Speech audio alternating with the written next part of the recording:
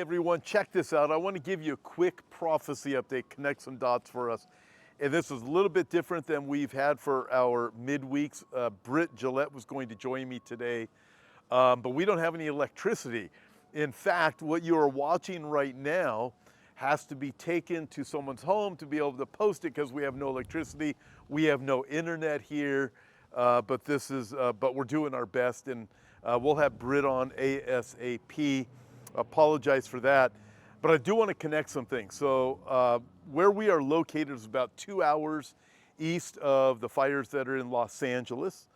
I can make so many different connections with what's going on in Los Angeles, but rather interesting to say the least. But we're outside of that area, but we are experiencing some very high winds at this moment. It's definitely calmed down. Where we are, there's blue skies at this moment too, but like I said, we have no electricity due to the winds. But as we look at world events, we start looking at some things like all of the catastrophes. These fires are a reminder for us who live in the Southern California area of the climactic events that will increase in frequency and intensity before Jesus returns. But I've got to say this, 2025, I'm telling you, hold on, because it is shaping up to be a most amazing days. And I say this in this, I think what is coming in 2025, you take the last 4 or 5 years, combine them together, and you think, we ain't seen nothing yet. When you think of the prophecies, I believe it was to Habakkuk, where God says, I'm going to show you things that are absolutely amazing. And people go, yeah, show us some things that are amazing. And then God says, I'm going to be bringing judgment upon you. That's the amazing thing. But man, I'm looking at things. And I just want to encourage you to just be ready, just be wise, and don't be afraid. The enemy of your souls and people who are in charge, they want us to be afraid. But the fear of man is a snare. The fear of the enemy is a snare.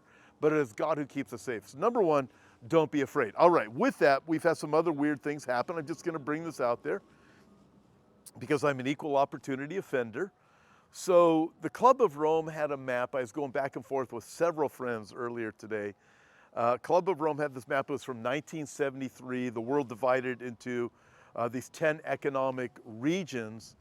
And with that, with the regions, you look at them, and one of the regions is the United States. In fact, it's region number 1 on their map.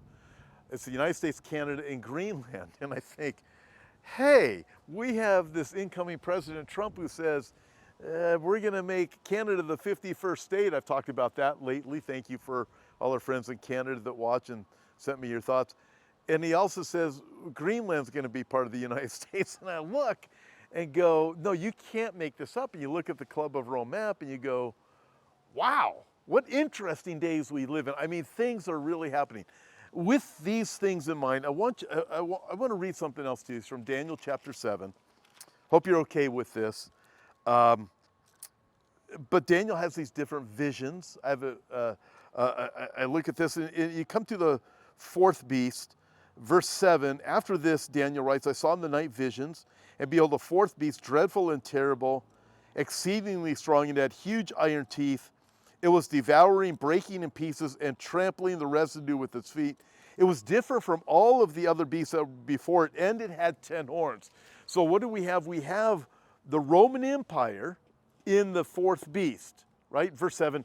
But then you see it morph into the revived Roman Empire having 10 horns, the 10 kings that are going to arise.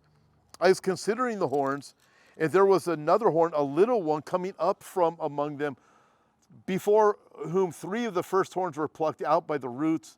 And there in this horn were the eyes like the eyes of a man, and a mouth speaking pompous words. And you look at this and you realize, okay, this is what needs to take place. Is it a coincidence with the Club of Rome and their map? And some of us have talked, me being one of them, that I believe the world will be divided up into 10 regions. That's my interpretation of Daniel chapter 7, also Revelation chapter 17. You start looking at things, and then you realize this also as you continue reading. Verse 24 says the 10 horns are 10 kings who shall arise from this kingdom, this final empire that is coming, and another shall arise after them. He shall be different from the first ones, and he shall subdue 3 kings. So you have the 10 horns or 10 kings. The beast system has to be built before Antichrist arrives on the scene. That's what verse 24 teaches us. The 10 kings are here, the beast system is built. So it shouldn't surprise us as we look at world events. We look at natural disasters increasing. I know I keep getting reports of earthquakes in various places that are happening in increasing in frequency and intensity. We have threats of more pestilences coming. And then you have the fires here in California, a reminder for us. But the end is not yet. We need to keep that in mind. But we are, folks, I believe we are watching the system being built, the system of the beast, that Antichrist he's going to receive the power of. Revelation chapter 17 tells us that the 10 kings give their power and authority to the beast. In all of this, it's this you can't make this up kind of world that we're living in right now. And it's amazing. As we look at the Bible, you see what's going on in Israel, a very real threat of the war with Iran that is going to be extremely bigger than anything they've ever faced before. So we're praying for Israel. But we watch all of these things that are taking place all at the same time and going, no, you can't, you just can't make these things up. We live in amazing days, and we need to remember this. The Lord is on the throne. Daniel chapter 7 goes on to say that the Lord is going to come, and the court will be seated, and they shall take away the dominion of Antichrist and consume and destroy it forever. And then the kingdom and dominion and the greatness of the kingdoms under the whole heaven shall be given to the people of the saints of the Most High. His kingdom is an everlasting kingdom, and all the dominions shall serve and obey him.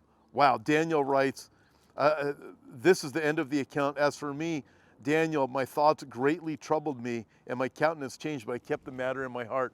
We need to remember, as Daniel writes, the Messiah is going to come. He's going to destroy all of these things. Righteousness is going to prevail. Everything's going to happen. There's going to be a very short-lived kingdom of Antichrist. 7 years at the most. But the ultimate new world order is that of the Lord Jesus Christ. That, my friends, is awesome. And that's what we look forward to. So don't be afraid of the things you see. Understand the Bible told us this is how things are going to be. God bless you guys. Thank you for your understanding today. And we'll have Britt Gillette on ASAP.